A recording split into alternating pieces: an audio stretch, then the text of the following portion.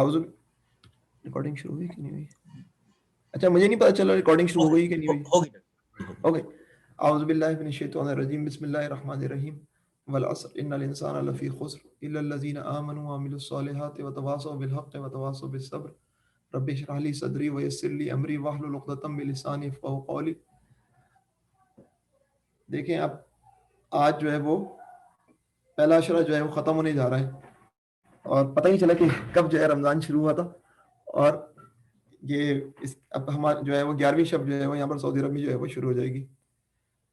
بہرحال جو ٹوٹے پھوٹے اعمال کیے اللہ تعالیٰ ان کو اپنی بارگاہ میں قبول و منظور فرمائے. تو پچھلی نشست میں اللہ تعالیٰ نے اس بات کی پچھلے ہفتے میں اللہ تعالیٰ نے اس بات کی سعادت دی تھی کہ ہم نے سورہ نوح کا مطالعہ کیا تھا. اس ہفتے جو ہے وہ پلان ہے کہ سورۃ الانسان جس کو سورۃ الدہر بھی کہتے ہیں اس کا ہم مطالعہ کریں. اللہ تعالیٰ سے دعا ہے کہ ہم جو ہے وہ اس صورت سے بھی جو ہے وہ یوں سمجھیں کہ فیضیاب ہوں اور اس صورت کے اندر ہمارے لیے جو میسیجز ہیں ان میسیجز کو سمجھنے کے ہم قابل ہو جائیں. تو سورۃ الانسان جو ہے وہ مکی صورت ہے اور اس کے اندر جو الدہر ہے وہ بذات خود جو ہے وہ ایک خاص لطیف معنی رکھتا ہے. پہلے ہم انسان کے اوپر بات کرتے ہیں کہ اس صورت کا نام ہی سورۃ الانسان ہے. تو لفظ انسان اگر آپ نوٹ کریں تو قرآن کسی اور کے لیے نہیں انسانوں کی ہدایت کے لیے نازل ہوا اور پہلی وحی جو ہے جو نبی کریم صلی اللہ علیہ وسلم پر رمضان کے مہینے میں غار حرا میں نازل ہوئی تھی اس وحی کے اندر بھی جو ہے وہ اگر آپ دیکھیں تو 2 دفعہ جو ہے وہ لفظ انسان کا استعمال ہوا ہے. اور کیونکہ یہ وہی سورۃ العلق کا حصہ بنی تو سورۃ العلق میں کل 19 آیات ہیں اور 3 دفعہ لفظ انسان آیا ہے. تو یہ میں صرف وہ حصہ دکھا رہا ہوں آپ کو جس میں جو ہے وہ لفظ انسان آیا ہے. اللہ تعالیٰ فرماتے ہیں اقرأ بسم ربک الذی خلق خلق الانسان تو خلق الانسان من علق رب آیا پھر انسان آیا. اقرأ وربک الاکرم پھر رب آ گیا الذی علم بالقلم پھر علم الانسان ما لم یعلم پھر یہ دوسری دفعہ انسان آ گیا. یہاں پر آ کر پہلی وہی ختم ہوئی تھی.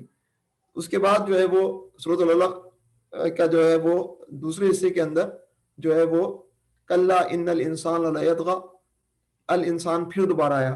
تو اس طرح آگے بھی سورۃ العلق میں 19 آیتیں جیسے کہ میں نے آپ کے سامنے عرض کیا لیکن 3 دفعہ 19 آیتوں میں آیات کے اندر جو ہے وہ لفظ انسان جو ہے وہ آیا ہے. یہاں اچھا اب اس کا مطلب یہ ہے کہ بالکل ٹارگیٹ ہے کہ انسان جو ہے وہ جان جائے کہ میسج جو ہے وہ کس کے لیے میرے لیے ہے اور انسان جو ہے اس کے کان کھڑے ہو جائیں کہ اللہ تعالیٰ میرا کریٹر میرا سسٹینر میرا رب جو ہے وہ مجھ سے جو ہے وہ کیا تقاضے کر رہا ہے. سورۃ الانسان سے پہلے سورۃ القیامہ ہے. اچھا سورۃ القیامہ جو ہے وہ اس کے اندر بنیادی طور پر جو ہے وہ میدان محشر ہے. رب سورج سوا نیزے پر ہے انسان زندہ ہو چکے ہیں اور ان کو اپنے رب کے آگے قیام کرنا ہے اور وہ قیام کھڑے ہوئے ہیں اور انتظار کر رہے ہیں کہ کس وقت جو ہے وہ ہمارے جو ہے وہ حساب کتاب کے معاملات جو ہیں وہ شروع ہوں گے اور کیسے حساب کتاب کے معاملات چلیں گے. وہ دن بہت طویل دن ہوگا. تو سورۃ القیامہ جو ہے وہ بنیادی طور پر اگر آپ دیکھیں سورۃ القیامہ آخرت کے بارے سے بات کر رہی ہوتی ہے کہ یقیناً آخرت آ کر رہے گی تمہیں تمہارے اعمال کا جواب دینا ہے. لیکن اگر آپ سورۃ القیامہ کو ویسے نوٹ کریں گے سورۃ القیامہ کو تو سورۃ القیامہ میں آپ ایک بات نوٹ کریں گے وہ یہ کہ سورۃ القیامہ کے اندر لفظ انسان کا استعمال سورۃ الانسان زیادہ استعمال ہوا ہے مگر سورۃ القیامہ کے اندر صورتحال یہ ہے کہ لفظ انسان کہاں کا استعمال ہوا ہے. ایحسب الانسان ان لن نجمع عظامہ بل یرید الانسان لیفجر امامہ یقول الانسان یومئذ این المفر ینبأ الانسان یومئذ بما قدم واخر بل الانسان علی نفسہ بصیرہ اور ایحسب الانسان ان یترک سدی. کل 6 دفعہ استعمال ہوا ہے. 40 آیتیں ہیں چھوٹی چھوٹی آیتیں ہیں سورۃ القیامہ کی یعنی کہ 40 آیتوں میں سے 6 آیتوں کے اندر، آیات کے اندر جو ہے وہ اللہ تعالیٰ نے جو ہے وہ انسان کا لفظ استعمال کیا ہے، اور سورۃ القیامہ کا نام مگر سورۃ الانسان نہیں ہے۔ اگر ڈینسٹی دیکھا جائے، اگر ڈینسٹی کا مطلب جو لفظی کثافت میں کہہ رہا ہوں کہ نمبر آف ورڈز کتنی دفعہ آیا ہے، 6 دفعہ آیا ہے، اس کتنی آیتیں 40، تو اس کا مطلب 6/40 ہے، جبکہ سورۃ العلق میں 3/19 تھا، تو ذرا سی کثافت جو ہے وہ سورۃ العلق میں انسان کی زیادہ ہے۔ لیکن اگر آپ دیکھیں سورۃ القیامہ کے اندر 40 آیت کے اندر 6 دفعہ جو ہے لفظ الانسان جو ہے وہ آیا ہے، اور اس سورت کا نام جو ہے وہ کیا رکھا گیا ہے، لا اقسم بیوم القیامہ، کہ مرکزی مضمون جو ہے وہ قیامت کا ہے۔ الیس ذلک بقادر علی ان یحیی الموتى، کیا وہ اس بات پر قدرت نہیں رکھتا کہ وہ دوبارہ جو ہے، جس نے تم پہلی دفعہ زندہ کیا تمہیں دوبارہ جو ہے وہ مردے کو جو ہے وہ زندہ کر دے۔ آئیڈیا یہ ہے۔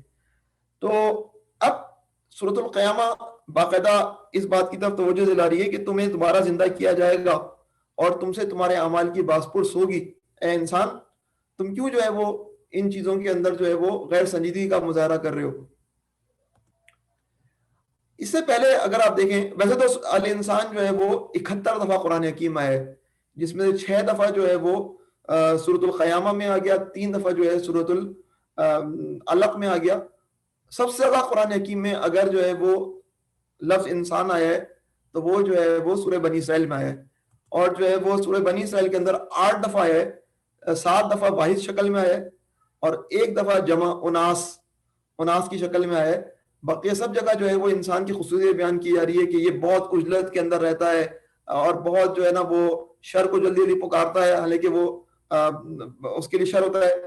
اسی طرح جو ہے وہ ناشکرا ہے، اور جو ہے وہ چیزوں کو کفور ہے۔ یہ تمام چیزیں جو ہیں وہ ساری کوالٹیز جو ہیں سورہ بنی اسرائیل کے اندر جو ہے وہ بیان کی گئی ہیں، مگر سورہ بنی اسرائیل میں 111 آیات ہیں، 111 آیات میں 8 دفعہ جو ہے وہ انسان کا لفظ ہے۔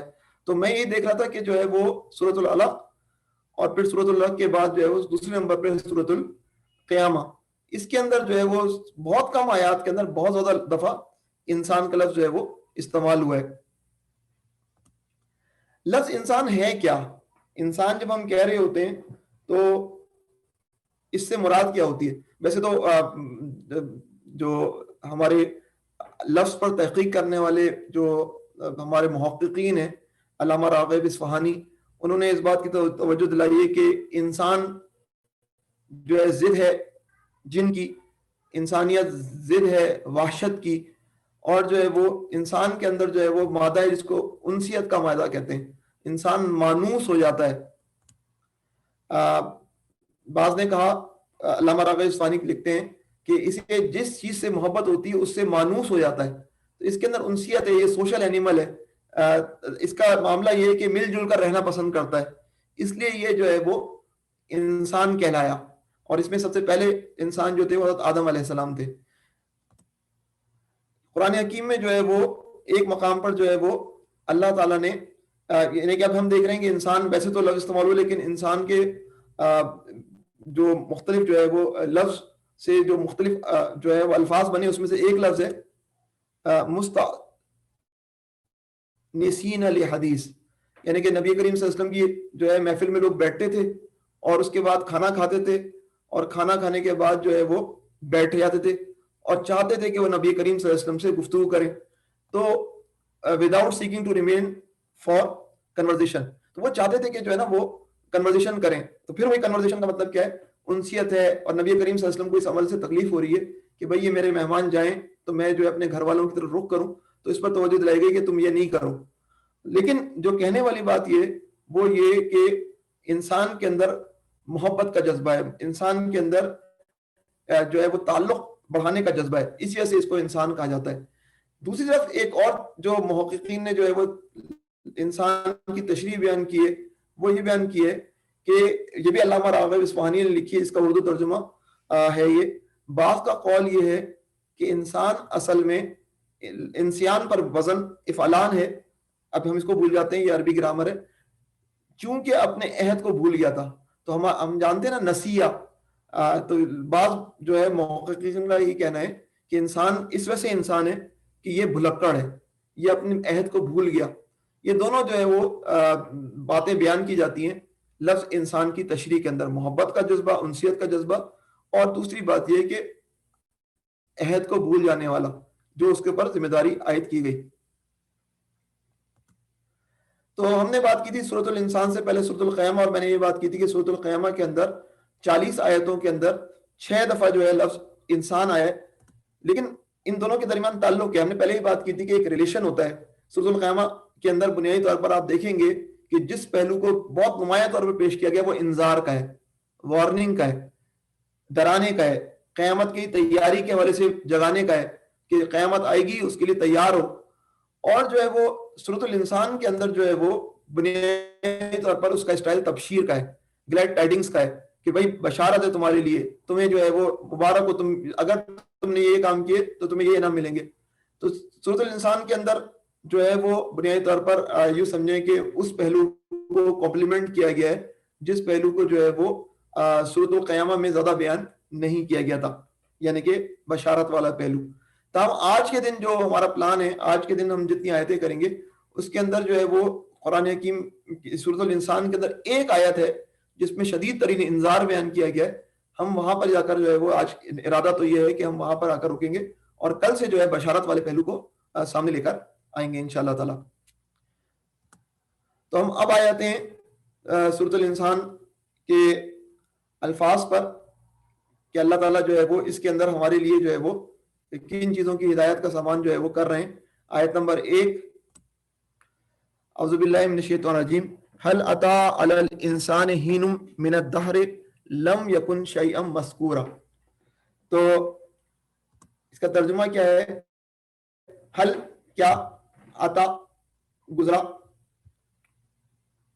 آیا، علی الانسان انسان پر، ہین وقت، من الدہر لامتناہی زمانے میں سے، لم یکن جب وہ نہیں تھا، شیئن چیز، مذکورہ قابل ذکر۔ لفظی ترجمہ ایسا بنتا ہے کیا انسان پر لامتناہی یعنی کہ انفائنائٹ زمانے یعنی کہ انفائنائٹ ٹائم کا ایک وقت ایسا بھی گزرا ہے جب وہ کوئی قابل ذکر چیز نہ تھا۔ اب آپ خود سمجھ رہے ہوں گے کہ جو ہے نا یہ معاملہ کس طرف لے کر جایا جا رہا ہے۔ صورتحال یہ کہ نبی کریم صلی اللہ علیہ وسلم لوگوں کو ان کی حقیقت بیان کر رہے ہیں۔ مکہ کے اندر لوگ نبی کریم صلی اللہ علیہ وسلم کی بات کو سننے کے لیے تیار نہیں ہیں۔ نبی کریم صلی اللہ علیہ وسلم کی دعوت ان کے لیے قابل ذکر چیز نہیں ہے، اور اللہ تعالیٰ جو ہے بار بار یاد دلا رہے ہیں کہ تمہارا انجام کیا ہے۔ تو انجام یاد دلانے سے پہلے اللہ تعالیٰ نے جو ہے وہ یہاں پر بندے کو اس کا ماضی بھی یاد دلایا ہے، اس کو اس کی حقیقت بھی یاد دلائی ہے کہ انسان ذرا غور تو کرو کہ یہ جو وقت ہے جس کے اندر تم کچھ عرصے کے لیے زمین صفحہ ہستی پر جو ہے نمودار ہوئے ہو، اس سے پہلے کا زمانہ بھی ہے جو کہ چلا جا رہا ہے، چلا آ رہا ہے، چلا آ رہا ہے، چلا آ رہا ہے، اور تمہارا اس کے اندر کوئی رول نہیں تھا۔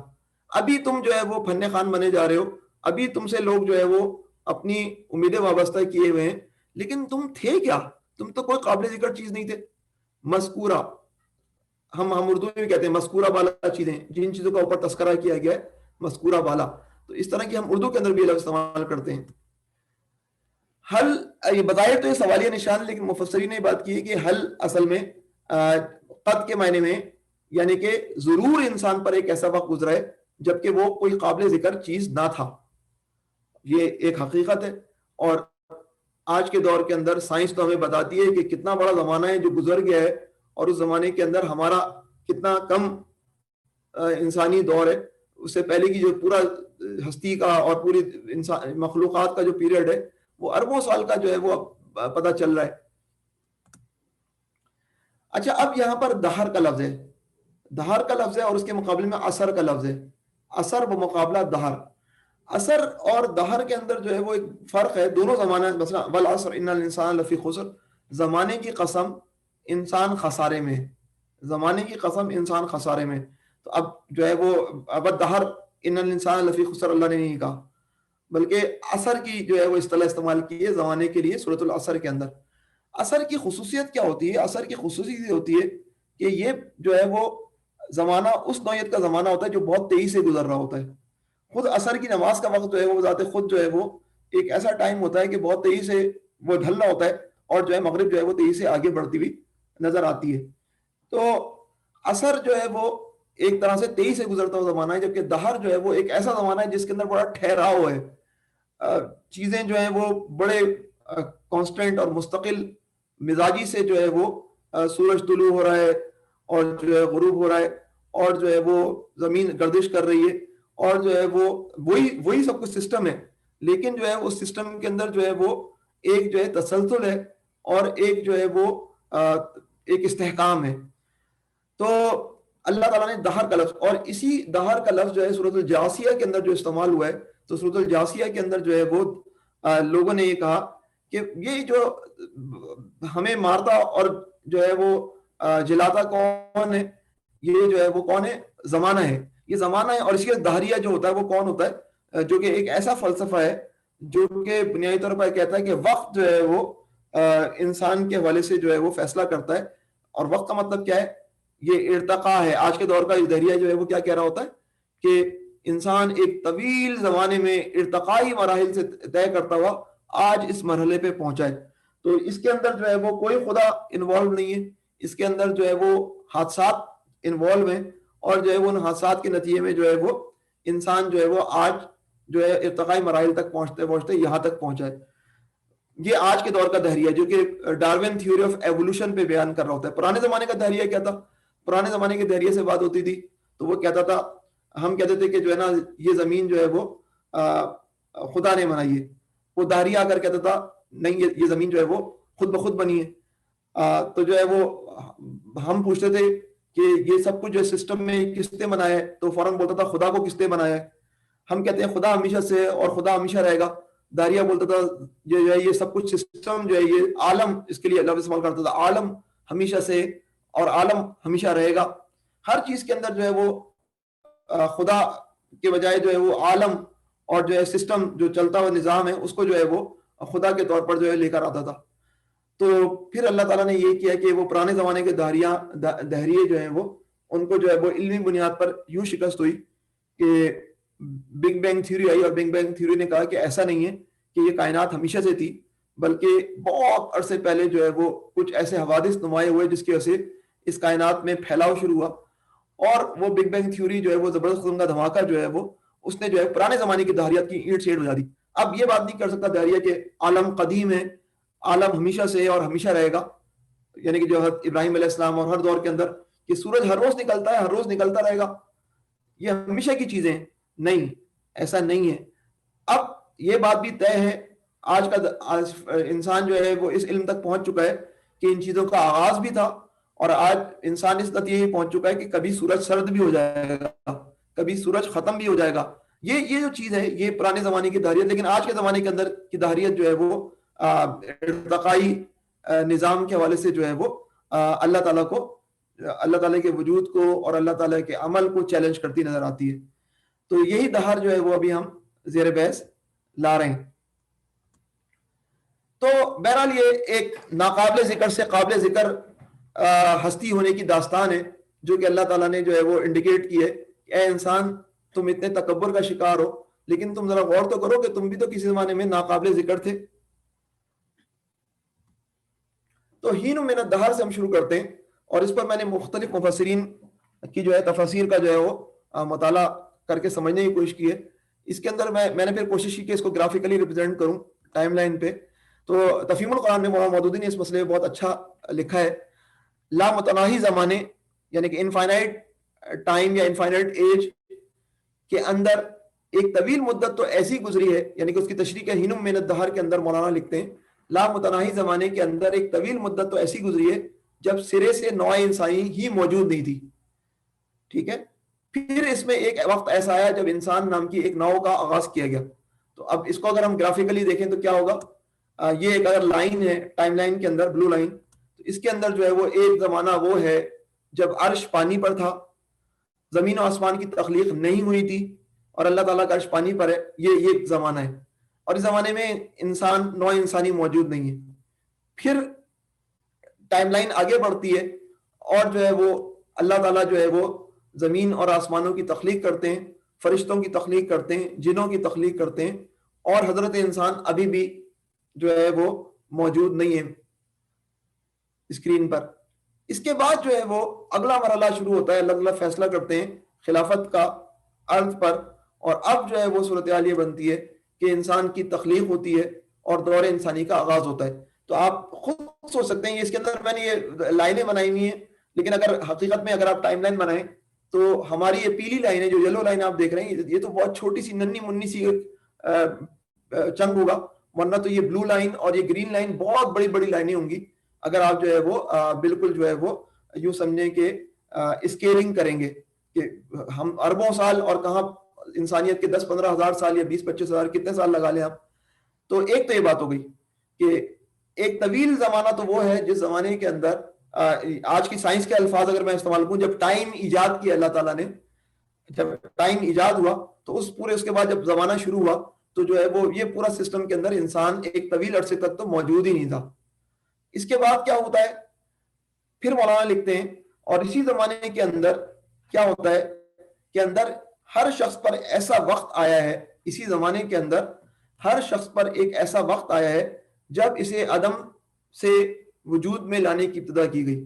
تو اب اس کا کیا مطلب ہے، اب ہم اس پیلی لائن کے اندر مزید جاتے ہیں جو کہ انسان کی تخلیق، اور اب یہ ہماری اگر فرض کریں یہ ہمارا دور ہے تو اس کے اندر فرض کریں میں اپنی بات کرتا ہوں، میں کسی دور کے اندر نمودار ہو گیا اور اس کے اندر جو ہے وہ تمام چیزیں شامل ہیں کہ جو ہے میں بچہ تھا، اور پھر جو ہے وہ پوری لائف سائیکل ہے جو ہماری چل رہی ہے، اس کے اندر جو ہے میں اس مرحلے میں کبھی کوئی قابل ذکر چیز نہ تھا، اور پھر جو ہے وہ کسی مرحلے پہ جب میں سیدھا اب میں قابل ذکر چیز بنا، لوگ جو ہے مجھ سے اپنی موہدیں وابستہ کرنے لگے، اور پھر شیخن کبیر بننے والی کیفیت بن جاتی ہے، بوڑھا بن گیا اور پھر دوبارہ قبر میں چلا گیا، اور جو ہے وہ ہماری زندگی کی کہانی ختم ہوئی۔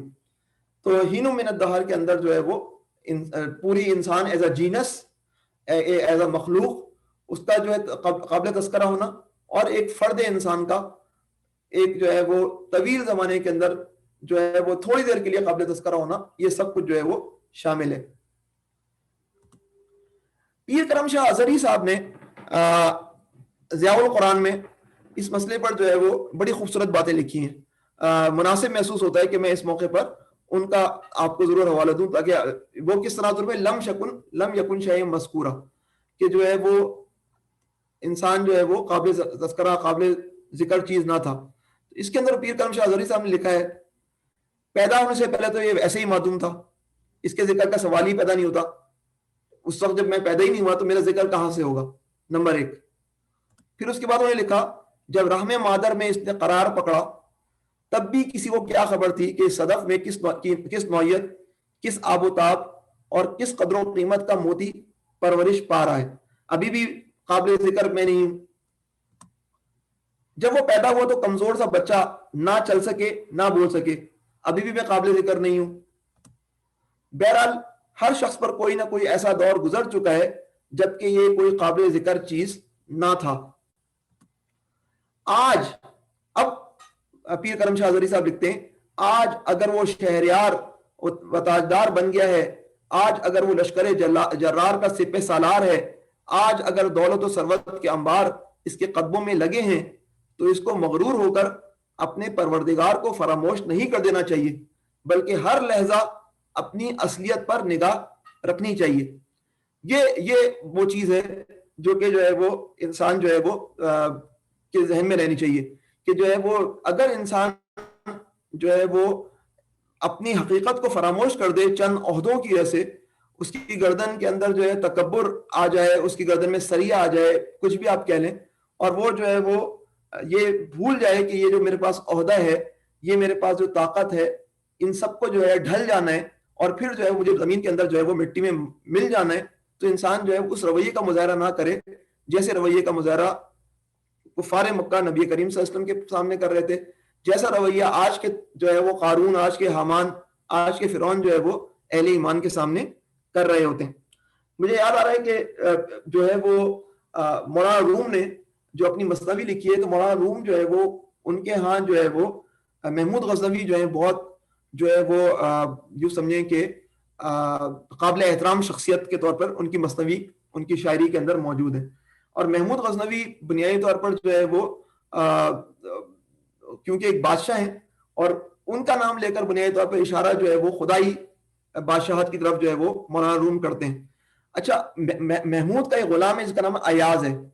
ایاز جو ہے وہ انسان کی نمائندگی کرتا ہے. اگر محمود جو ہے وہ یوں سمجھیں کہ اس شاعری کے اندر جو ہے وہ خدا کی نمائندگی کر رہا ہے, تو ایاز جو ہے وہ انسان کی نمائندگی کر رہا ہے. اور جو ہے وہ دیگر جو ہے وہ وزراء ہیں محمود کے, جو کہ جو ہے وہ ایاز سے جو ہے وہ حاسد ہیں, اور بات کرتے ہیں کہ ایاز نے ایک خفیہ چیز چھپا رکھی ہے, نہ جانے وہ کیا چیز ہے جو اس کو جو ہے وہ اتنی زیادہ لفٹ کراتا ہے اور ہر وقت جو ہے اپنے صندوق کو جو ہے چھپا کر رکھتا ہے. چنانچہ جو ہے وہ حکایت کے اندر جو ہے وہ صندوق پہ چھاپا مارا جاتا ہے, اس صندوق میں سے جو ہے وہ کچھ پرانی پھٹی پرانی چیزیں نکلتی ہیں, پرانا جوتا, اس طرح کی چیزیں شاید مجھے یاد پڑ رہا ہے. تو جو ہے وہ ایاز کہتا ہے کہ میں تو اپنے ماضی کو یاد کرتا ہوں, اور بنیادی طور پر تو جو ہے وہ یہی جو چیز ہے کہ بادشاہ کے درباری ہونے کے باوجود بھی جو ہے وہ انسان اپنی حیثیت کو یاد رکھے, یہ جو ہے وہ انسان کو راہ سے جو ہے وہ کبھی بھٹکنے نہ دے. یہاں پر پہلی آیت ختم ہوتی ہے اور اب دوسری آیت جو ہے وہ شروع ہوتی ہے, اور دوسری آیت کے اندر اللہ تعالیٰ فرماتے ہیں انا خلقنا الانسان من نطفۃ امشاج,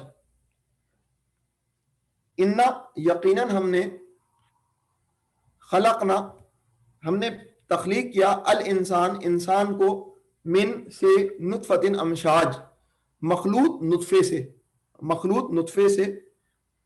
یہ کیوں نبتلی, تاکہ ہم کیا کریں, اس کی ابتلا کریں, تاکہ ہم اس کی آزمائش کریں. فجعلناہ, اور ہم نے بنایا اس کو, سمیعا بصیرا, سننے والا بھی اور دیکھنے والا بھی. یہ لفظی ترجمہ ہے. ہم نے انسان کو ایک مخلوط نطفے سے پیدا کیا تاکہ اس کا امتحان لیں, اور اس غرض کے لیے ہم نے اسے سننے اور دیکھنے والا بنایا. باماورہ ترجمہ. اچھا, اس میں تفسیر عثمانی کے اندر مفتی شبیر احمد عثمانی نے جو ہے وہ امشاج کے جب تشریح کیے لفظ امشاج, تو اس کے متعلق انہوں نے لکھا ہے امشاج کے معنی جو ہے مخلوط کے ہیں. مخلوط کا مطلب خلط ملط ہونا, چیزیں مکس ہو جائیں تو اس کو مخلوط کہتے ہیں. ہم مخلوط نظام تعلیم کی بات کر رہے ہوتے ہیں تو اس کی مخالفت کر رہے ہوتے ہیں, لڑکے لڑکے, تو اس کو مخلوط کا لفظ استعمال کر رہے ہوتے ہیں نا. تو امشاج کے معنی مخلوط کے ہیں. مفتی شبیر احمد عثمانی صاحب لکھتے ہیں نطفہ یعنی کہ مردوں کا مادہ منویہ, جن غذاؤں کا خلاصہ ہے وہ مختلف چیزوں سے مرکب ہوتی ہیں, اس لیے عورت کے پانی سے قطع نظر کر کے بھی اس کو امشاج کہہ سکتے ہیں. تو وضاحت کر رہے ہیں کہ مرد کا نطفہ جو ہے وہ کیوں امشاج کہلا سکتا ہے, کیونکہ بہرحال یہ مختلف غذاؤں کا مرکب جو ہے وہ جب بنا تو جو ہے وہ اس کی بنیاد پر جو ہے وہ ایک مخلوط نطفہ قرار پایا. اچھا, مولانا ابوالکلام آزاد اپنی تفسیر کے اندر جس کا نام ہے ترجمان القرآن, اس تفسیر کے اندر لکھتے ہیں نطفۃ امشاج کے حوالے سے مراد یہ ہے کہ انسان کی پیدائش مرد اور عورت کے دو الگ الگ نطفوں سے نہیں ہوئی, بلکہ دونوں نطفے جب مل کر ایک ہوئے تب اس مرکب نطفے سے انسان پیدا ہوا. تو یہ جو ہے وہ چیز ہے جو کہ جو ہے وہ یعنی کہ ایک تو بات ہے کہ آپ نطفے کو عورت کے جو ہے وہ نطفے سے الگ رکھیں, اور جو ہے وہ اس کو مفتی شبیر احمد عثمانی صاحب نے بیان کیا کہ ویسے بھی اس کو بھی جو ہے وہ نطفۃ امشاج کہہ سکتے ہیں. لیکن مولانا ابوالکلام آزاد نے اس کے اوپر یہ بھی کہا کہ جب انسان کی پیدائش ہوتی تو مرد اور عورت کے نطفہ جو ہے وہ مل جاتے ہیں اور مخلوط ہو جاتے ہیں, تو اس مرکب نطفے سے انسان پیدا ہوتا ہے. تو جو ہے یہ دو نطفۃ امشاج یا نطفۃ امشاج, اس کی جو ہے تشریح یہ بیان کی گئی ہے. اب یہ ایک شدید, آپ کو خوب معلوم ہے کہ انسان کی جو تخلیق ہے یہ کیا شاہکار ہے اور کس نوعیت کے مراحل سے انسان گزرتا ہے. لیکن انسان پیچھے کی بات آ رہی ہے قابل تذکرہ کہ انسان قابل ذکر چیز نہ تھا. یہ نطفۃ امشاج جو ہے وہ اس کو بھی بندہ شرماتا ہے بات کرتے ہوئے کہ میری حقیقت کیا ہے, میں کس پروسیس سے گزر کر جو ہے وہ یہاں تک پہنچا ہوں. لیکن یہ سارا کام کرنا اللہ تعالیٰ نے پورا سسٹم کیوں بنایا؟ اللہ تعالیٰ نے یہ پورا سسٹم اس وجہ سے بنایا کہ نبتلیہ, کہ اللہ تعالیٰ چاہتے ہیں کہ ہم اس کا امتحان لیں. تو جو ہے وہ تاکہ اس کا امتحان لیں. اب جو ہے وہ اس کا امتحان لینے کا غرض ہے, اور اس موقع پر جو ہے وہ امتحان کی نوعیت جو ہے وہ یہ انالوجی بڑی خوبصورت انالوجی ہے, کیونکہ امتحان جو ہے وہ جب بندے کو سمجھ میں آتا ہے تو اس کا بیہیویئر بالکل مختلف ہوتا ہے, اور اگر اس کو وہ اپنے وقت کو جو ہے وہ امتحان نہ سمجھے تو اس کا بیہیویئر بالکل مختلف ہو جاتا ہے. تو یہ جو ہے وہ اس موقع پر جو ہے وہ تفہیم القرآن کے اندر جو ہے وہ امتحان کی مختلف کیفیات بیان کی گئی ہیں۔ یہ ہے دنیا میں انسان، یہ ہے دنیا میں انسان، اور انسان کے لیے دنیا کی اصل حیثیت وہ درختوں اور جانوروں کی طرح نہیں ہے کہ اس کا مقصد تخلیق یہیں پورا ہو جائے اور قانون فطرت کے مطابق ایک مدت تک اپنے حصے کا کام کر کے وہ یہیں مر کر فنا ہو جائے۔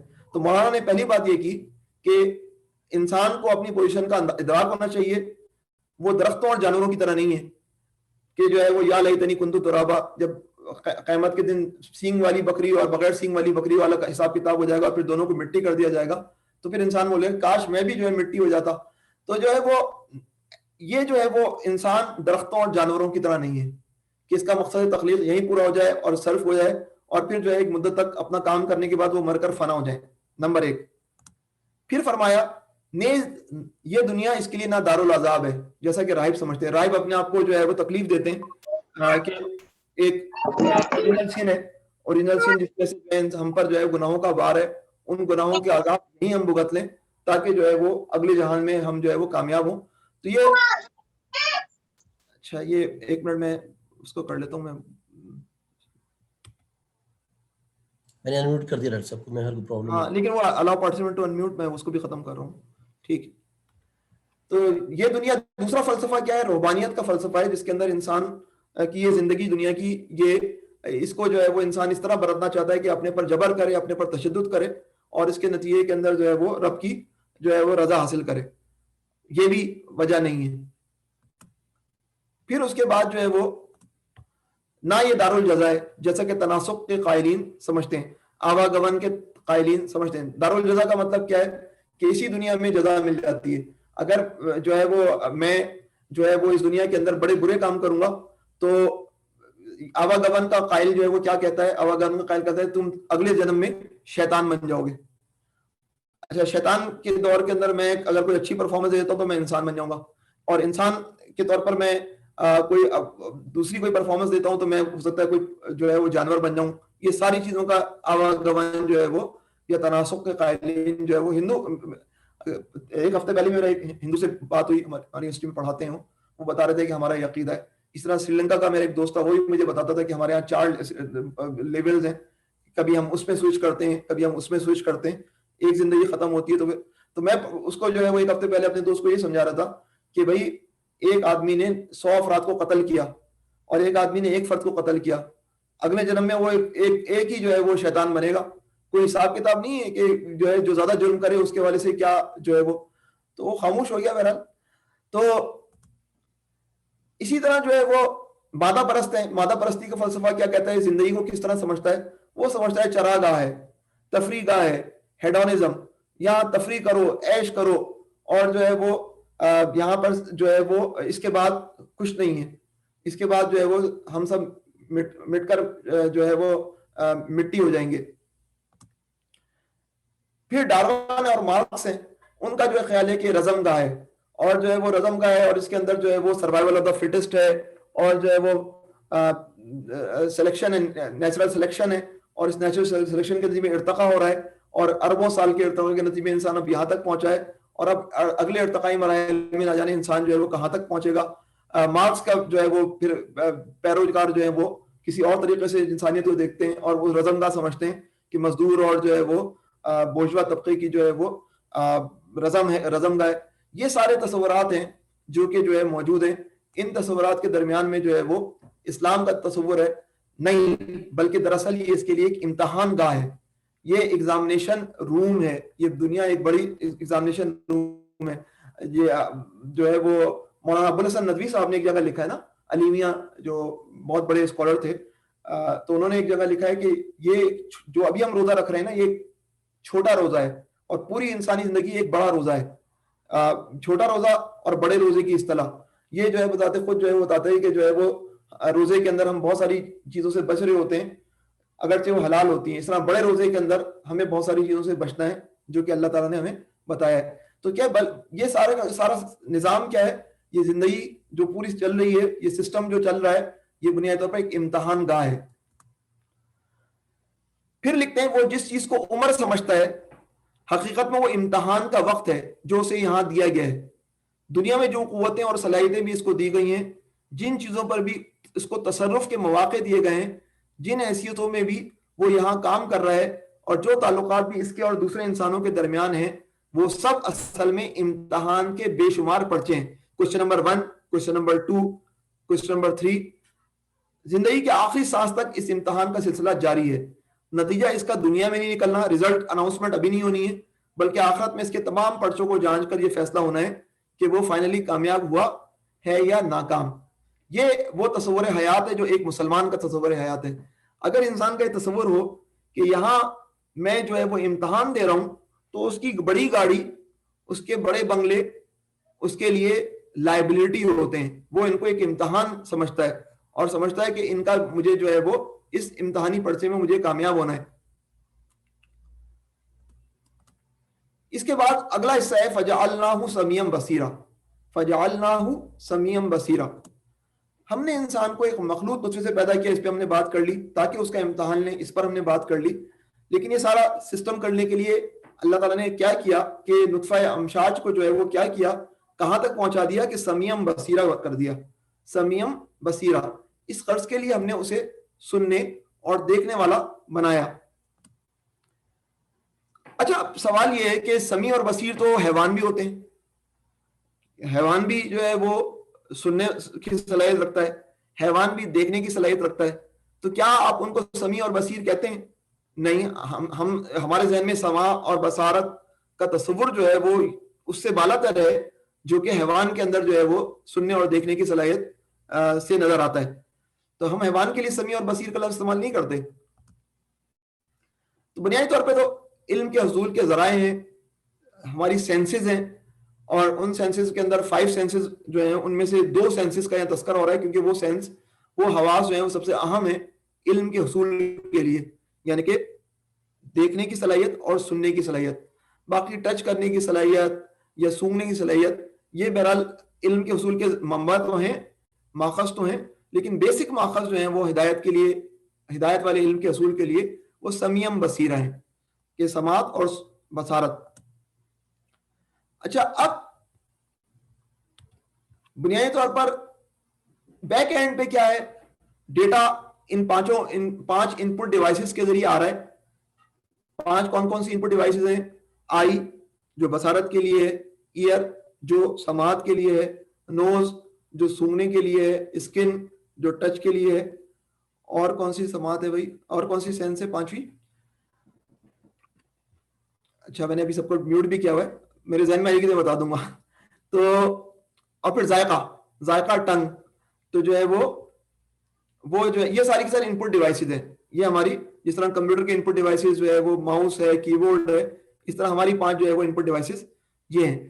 بیک اینڈ پہ جو ہے جس طرح کمپیوٹر کا سی پی یو ہوتا ہے، سینٹرل پروسیسنگ یونٹ ہوتا ہے، ہمارا بیک اینڈ پہ ان 5 کا ڈیٹا کہا جاتا ہے، دماغ میں جاتا ہے، اور دماغ جو ہے وہ پھر ان ڈیٹا کو پروسیس کرتا ہے، اور دماغ اپنی عقل کی قوتوں کو استعمال کر کے جو ہے وہ اس امتحان میں کامیاب ہونے کی کوشش کرتا ہے.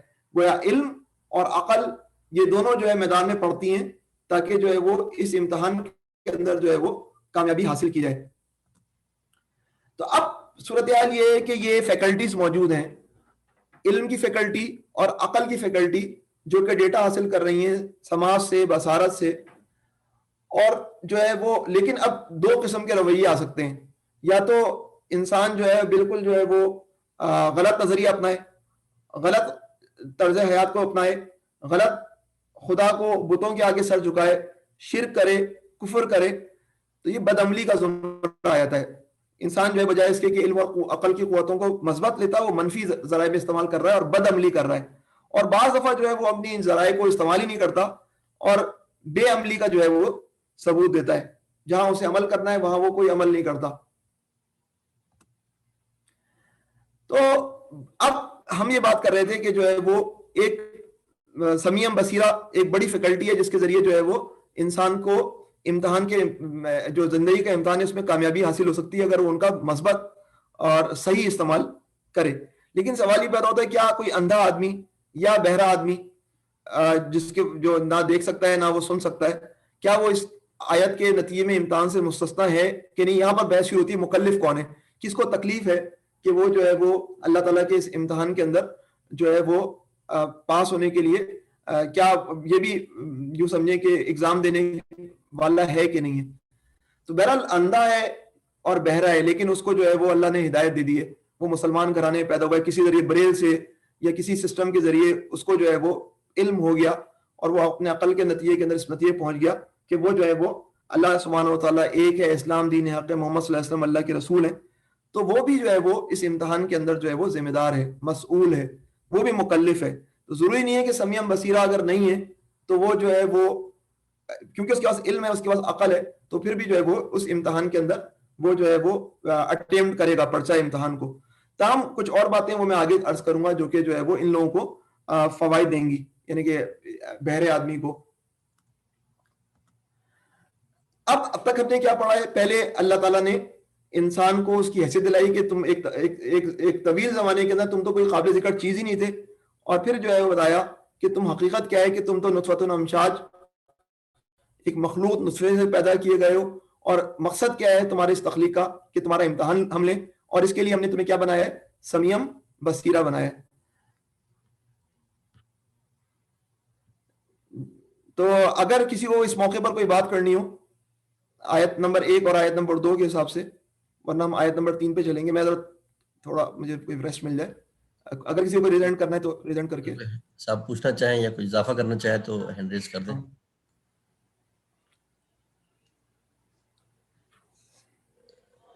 نہیں، میرا خیال سارے متن گوشت. ہاں نہیں، میرا خیال ہے مجھے کوئی ریسٹ دینے کے لیے تیار نہیں. چلے آگے چلتے ہیں. اچھا، آیت نمبر 3 ہے. آیت نمبر 3 کے اندر جو ہے وہ چھوٹی سی آیت ہے، انا ہدیناہ، ٹھیک ہے، انا یقیناً ہم نے ہدیناہ اس کو ہدایت دی، السبیلہ کس کی ہدایت دی؟ راستے کی، ان ما کہ وہ شاکرن یا شاکر بن جائے، و اما کفورا یا جو ہے ناشکرا کافر بن جائے. ہم نے سے راستہ دکھایا، خواہ شکر کرنے والا بنے یا کفر کرنے والا بنے. اب دیکھیں صورتحال یہ ہے کہ زندگی میں کے میدان میں اتار نہیں دیا، تخلیق نہیں کر دی اللہ تعالیٰ نے.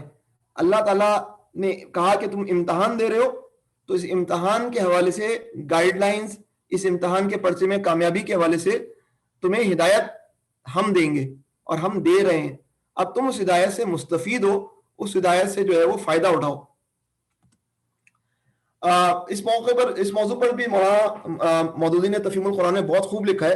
ایک پیراگراف کے اندر ایک چیز کو سمجھانے کی کوشش کی ہے.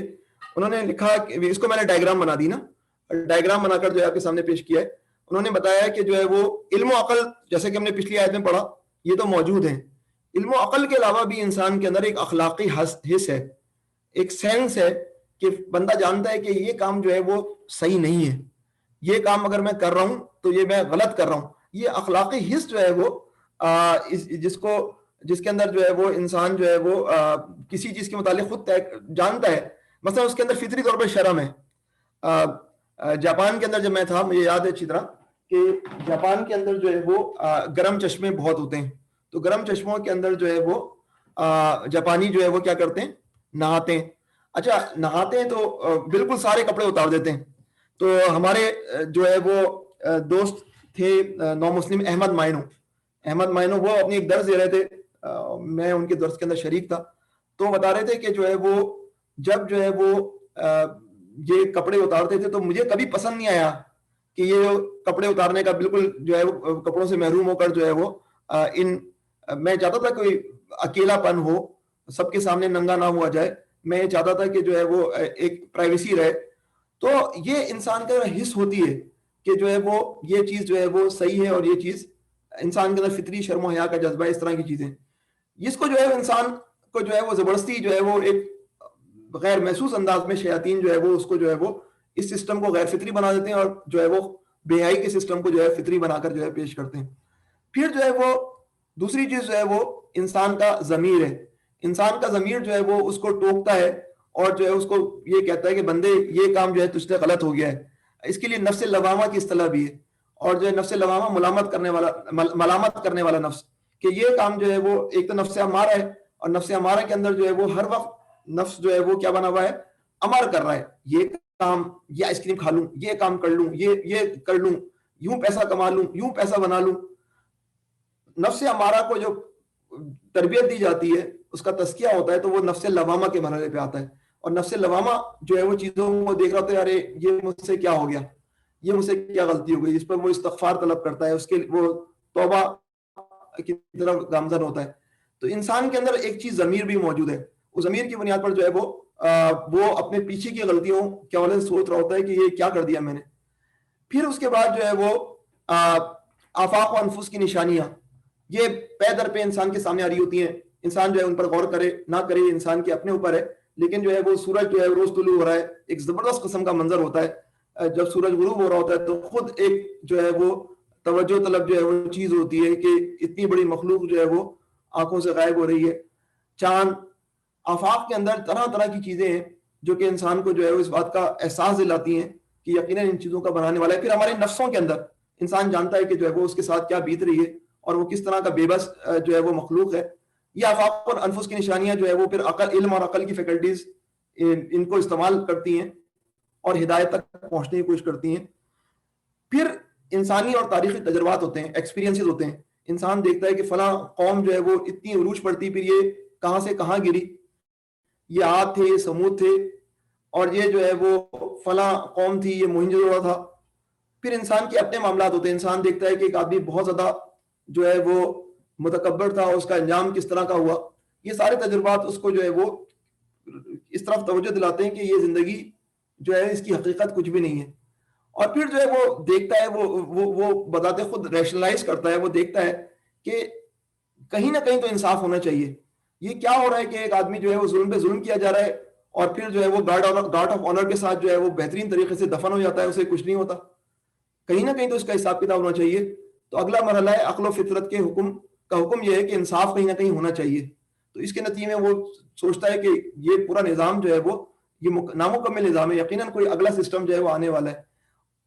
پھر یہ تمام چیزوں کے علاوہ اللہ تعالیٰ نے ایک انسٹیٹیوشن رکھا کہ وہ اپنے انبیاء کو بھیجتے ہیں، جن کی تعلیمات کے ذریعے انسان جو ہے وہ اگر ان پیچھے کی چیزوں کے نتیجے میں کوئی غلط نتیجہ نکالے کہ ہاں بھائی کوئی خدا تو ہے لیکن وہ اپنا بیٹا رکھتا ہے، وہ خدا تو ہے لیکن اس تک پہنچنے کے لیے بتوں کا سہارا لینا پڑے گا، تو یہ انبیاء آ کر فائنل کلیئرٹی دے دیتے ہیں کہ اس خدا تک پہنچنے کا طریقہ کیا ہے، ہدایت کا صحیح راستہ کیا ہے. تو یہ پورے سسٹمز ہیں جو کہ موجود ہیں، جن سسٹمز کی موجودگی میں انسان جو ہے وہ بہرحال جو ہے وہ اس بات تک پہنچ جاتا ہے کہ جو ہے وہ میں بندہ ہوں اور میرا کوئی رب ہے، میرا کوئی خالق ہے. یہ ساری چیزیں جو ہے وہ کام کر رہی ہوتی ہیں. تو اس پر جو ہے وہ مفتی شبیر احمد عثمانی صاحب نے جو ہے وہ جو جملے لکھے میں آپ کے سامنے رکھ دیتا ہوں. مفتی شبیر احمد عثمانی صاحب اتنے پرانے بھی نہیں ہیں لیکن بہرحال اردو کی ذرا ثقیل ہے. اولاً کس طرح یہ اس جملے کی تفسیر میں لکھ رہے ہیں، ہم نے اسے راستہ دکھایا خواہ شکر کرنے والا بنے یا کفر کرنے والا. اولاً اصل فطرت، ٹھیک ہے، فطرت جس کو میں اخلاقی حص کہہ رہا ہوں، اور پیدائشی عقل و فہم سے، پھر دلائل عقلیہ سے، اور نقلیہ میں انبیاء آیاتیں سے نیکی کی راہ سجائی یا سمجھائی، جس کا مقتضی یہ تھا کہ سب انسان ایک راہ پر چلتے. یعنی کہ اس کا تقاضا یہ تھا کہ جب اتنی ساری چیزیں اللہ تعالیٰ نے بتائیں، ہدایت کا راستہ اتنا واضح کر دیا، تو الٹیمیٹلی نتیجہ یہ ہونا چاہیے کہ سب انسان ایک راہ پر چلتے. لیکن ہوا یہ کہ گرد و پیش کے حالات، سراؤنڈنگز میں جو چیزیں تھیں اور خارجی عوارض، ایکسٹرنل فیکٹرز نے کیا کیا سے متاثر ہو کر سب ایک راہ پر نہ رہے. بعض نے اللہ کو مانا اور اس کا حق پہچانا، اور بعض نے ناشکری اور نہ کوشی پر کمر باندھ دی. اور اگلی آیت کے اندر جو ہے مفتی شبیر احمد عثمانی لکھتے ہیں کہ اگلی آیت کے اندر جو ہے ان دونوں قسم کے انسانوں کا انجام جو ہے وہ آئے گا. تو ہم نے اسے راستہ دکھایا خواہ وہ شکر کرنے والا بنے یا کفر کرنے والا. اب شکر کے مقابلے میں اللہ تعالیٰ کفر لائیں، اور دعائے قنوت کے اندر ہم پڑھتے ہیں وَنَشْكُرُكَ وَلَا نَكْفُرُكَ، یہی پڑھتے ہیں نا، وَنَشْكُرُكَ وَلَا نَكْفُرُكَ، آپ کا شکر کرتے ہیں اللہ پاک، ہم آپ کا شکر کرتے ہیں، آپ کا کفر نہیں کرتے. کفر جو ہے بتاتے خود جو ہے وہ ایک ایسی کیفیت ہے کہ ایک تو ٹیکنیکل کفر ہے اور ایک وہ کفر ہے جو کہ انکار کے معنی میں. ہم اس پہ تھوڑی سی بات جو ہے وہ آگے کرتے ہیں. تو 3 افراد کا ناقابل ذکر ماضی، ہم نے پہلی آیت سے جو بات شروع کی تھی وہ یہ بات کی تھی کہ انسان پر ایک بڑا مدت ایسی گزری جس میں وہ کیا تھا, وہ ناقابل ذکر تھا, اس کی کوئی حیثیت نہیں تھی. لیکن اب ہم ایک ایسی حدیث کا تذکرہ کرنے چلیں جس کے اندر 3 افراد ہیں جو اپنے ماضی سے چھٹکارا حاصل کرنے کی کوشش کریں گے اور اپنے ماضی کو بھلانے کی کوشش کریں گے, کہ ان کا ماضی چیخ کر کہہ رہا ہوگا کہ اے بندے تو تھا کیا اور تو کیا ہو گیا. یہ حدیث ہے صحیح بخاری کی جو میں آپ کے سامنے عرض کروں گا, جس کا میں مفہوم آپ کے سامنے بیان کرتا ہوں کہ 3 لوگ تھے, 3 افراد تھے. ایک فرد کو جو ہے وہ کوڑ کا مرض تھا, ایک فرد جو ہے وہ گنجا تھا, اور ایک فرد جو ہے وہ اندھا تھا. اور جو ہے وہ ان تینوں کی صورتحال یہ تھی کہ کوڑ کی وجہ سے لوگ اس سے دور رہتے تھے, لوگ اس سے بچتے تھے. گنج پن کی وجہ سے جو ہے وہ سمجھتا تھا کہ لوگ جو ہے وہ اس کو زیادہ لفٹ نہیں کراتے. اور تیسرا بیچارہ اندھا تھا جو کہ جو ہے وہ ہدایت کا متلاشی رہتا تھا اور کمزوری کا شکار تھا, بینائی کی, یا بینائی نہیں ہوتی تو پھر انسان بڑا بے بس ہوتا ہے. اب اللہ تعالیٰ نے ان تینوں کا امتحان جو ہے وہ کرنے کا فیصلہ کیا. چنانچہ ایک فرشتہ گیا, اور فرشتہ جو ہے وہ پہلے کوڑ والے کے پاس گیا اور کوڑ والے مریض سے ایک بات کی, کیا مسئلہ ہے کیا؟ تو اس نے کہا کہ لوگ میرے سے قریب آنے سے جھجکتے ہیں, بھاگتے ہیں, بس میری تو تمنا یہ ہے کہ جو ہے وہ میں اس مرض سے کسی طرح نجات حاصل کروں. اور وہ فرشتہ جو انسانی شکل میں آتا ہے وہ جو ہے وہ دعا کرتا ہے کہ اللہ اس کو جو ہے وہ اس کے مرض سے نجات ہو جائے, اور اللہ تعالیٰ اس کی دعا کو قبول کرتے ہیں. اور میرا خیال ہے کہ یہ بھی تھا حدیث میں کہ وہ ہاتھ پھیرتا ہے تو وہ بہرحال کوڑ کا مرض جو ہے وہ دور ہو جاتا ہے. پھر وہ کہتا ہے کہ اب حیات کیسے گزرے گی؟ تو حیات گزارنے کے لیے جو ہے وہ زندگی گزارنے کے لیے ایک روایت کے مطابق اونٹنی گھاون اونٹنی حاملہ اونٹنی دے دیتا ہے, یا پھر ایک روایت کے مطابق اس جو صحت مند اب جو فرد ہے اس کو گائے دے دیتا ہے, حاملہ گائے. یہ دونوں باتیں موجود ہیں, میں نے کیمل کا آئیکن بنایا ہوا ہے. اس کے بعد وہ جاتا ہے گنجے کے پاس اور گنجے سے پوچھتا ہے, اس سے کہتا ہے میری ترجیح تو یہ ہے کہ جو ہے وہ میرے بال کسی طرح آ جائیں تاکہ لوگ میرے قریب آئیں. تو وہ جو ہے وہ اس کے لیے دعا کرتا ہے, اس کے بال بھی آ جاتے ہیں, اور پھر جو ہے وہ اس کو حاملہ گائے دے دیتا ہے. اس کے بعد تیسرے فرد کے پاس جاتا ہے, تیسرا فرد جو کہتا ہے میں چاہتا ہوں کہ میری بینائی آ جائے, اور جو ہے وہ اس کے لیے فرشتہ دعا کرتا ہے, اور جو ہے وہ اس کی بینائی بھی لوٹ آتی ہے. پھر اس کی زندگی گزارنے کے لیے وہ جو ہے وہ اس کی مدد کس طرح کی جاتی ہے, اس کو بکری دی جاتی ہے, حاملہ بکری. اور جو ہے وہ تینوں جو ہے وہ اب نئے سرے سے زندگی کا آغاز کرتے ہیں, اور نئے سرے سے جو ہے وہ یوں سمجھیں کہ ترقی کے منازل طے کرتے ہیں. اللہ ایسی برکت دیتا ہے ان تینوں کے جانوروں کے اندر کہ ہر ایک کے پاس کچھ عرصے کے بعد جو ہے وہ ریوا ہو جاتا ہے, یعنی کہ جانور کے جانور ہو جاتے ہیں, اور اچھے خاصے متوول, اچھے خاصے کھاتے پیتے ویل اسٹیبلش قسم کے تینوں افراد بن جاتے ہیں. یہ مرحلہ جو ہے وہ آتا ہے. تو اب اللہ تعالیٰ کہتے ہیں کہ اب ان بندوں کو جو ہے وہ چیک کرتے ہیں کہ یہ شکر کرنے والے ہیں یا کفر کرنے والے. چنانچہ جو ہے وہ اب فرشتہ جو ہے وہ ایک جیسا فرد ہے اس فرد کے حساب سے جو ہے اس کے پاس جاتا ہے اور کہتا ہے کہ بھائی میں بہت زیادہ جو ہے وہ ضرورت مند ہوں, اور جو ہے میں اپنے گھر بھی پہنچنا چاہتا ہوں, مجھے اس طرح کی چیزوں کی حاجت ہے. آپ جو ہے وہ کو اللہ نے بہت کچھ دیا ہے, آپ مجھے جو ہے وہ اپنے جانوروں میں سے ایک جانور عنایت فرمائیں. تو اب جو کوڑ والا بولتا ہے بھائی میرے جانور ایسے تھوڑی ہیں کہ میں دیتا پھروں, اور یعنی مفہوم اس کا یہ ہے, اور ان کی اپنی جو ہے وہ ضرورت, ہر ایک کی کوئی نہ کوئی ضرورت ہے, تو میں آپ کو نہیں دے سکتا. تو فرشتہ کہتا ہے کہ مجھے یاد پڑتا ہے کہ آپ جس طرح میری ابھی کیفیت ہے اس طرح آپ کی بھی کبھی کیفیت تھی, آپ بھی کوڑ کا شکار تھے اور آپ بھی جو ہے وہ غریب تھے, آپ کے پاس کچھ بھی نہیں تھا, اور پھر اللہ نے آپ کا جو ہے کوڑ کا مرض دور کیا, اور جو ہے وہ آپ کو جو ہے وہ اللہ تعالیٰ نے ان جانوروں سے نوازا. تو وہ کہتا ہے کیسی بات کرتے ہو تم, ہم خاندانی لوگ ہیں, مجھے ایسا کوئی مرض لاحق نہیں تھا, اور میرے پاس تو ہمیشہ سے ہی ہے. اس کے بعد جو ہے فرشتہ چھوڑ کے چلے جاتا ہے, اور پھر اس پرانے والے گنجے کے پاس جاتا ہے, اس سے بات چیت اسی نوعیت کی کرتا ہے, اور وہ پھر منع کر دیتا ہے, اور جو ہے وہ بولتا ہے کہ مجھے یاد پڑتا ہے کہ آپ کے حالات خراب تھے, آپ کے بال بھی نہیں تھے. وہ کہ کیسی بات کرتے ہو, میرے پاس یہ ہمیشہ سے یہ چیزیں جب سے میں نے ہوش سنبھالا, اس طرح کی بات اس نے کی. اس کے بعد جو ہے وہ تیسرا جو ہے وہ اندھا ہوتا ہے, اور اندھے کے پاس جاتا ہے, اور وہ اندھے سے بات کرتا ہے, اور اندھے کو بولتا ہے کہ بھائی مجھے ضرورت ہے, مجھے اپنی ایک بکری دے دیں تاکہ میری ضرورت پوری ہو جائے. اور جو ہے اندھا بولتا ہے بالکل تمہاری ضرورت ہے, تم لے جاؤ. اور جو ہے وہ اپنے اس احسان کو یاد کرتا ہے جو میں بھی اندھا تھا تمہاری طرح, اور جو ہے وہ مجھے بھی بڑی ضرورت تھی اور اللہ نے میری ضرورت کو پورا کیا. تو دو افراد جو ہے وہ کیا تھے جنہوں نے جو ہے وہ اپنی حقیقت کو بھلا دیا, وہ اپنے ماضی کا ذکر بھی جو ہے وہ تذکرہ ہونا پسند نہیں کرتے تھے، وہ اپنے ماضی کو چھپا کر رکھنا چاہتے تھے۔ ایک اندھا تھا جس نے جو ہے وہ اپنی حقیقت کو پہچانا، اپنی حقیقت کو یاد رکھا، اور جب اس جیسا کوئی فرد آیا تو اس کو یاد آ گیا اپنا ماضی، اور اس نے جو ہے وہ اپنے ماضی کی بنیاد پر جو ہے وہ اس کی مدد کی۔ تو یہ بندہ جو ہے وہ اندھا جو ہے اصل میں شاکر ہے، اور جو بقیہ دو ہیں وہ اصل میں کافر ہیں۔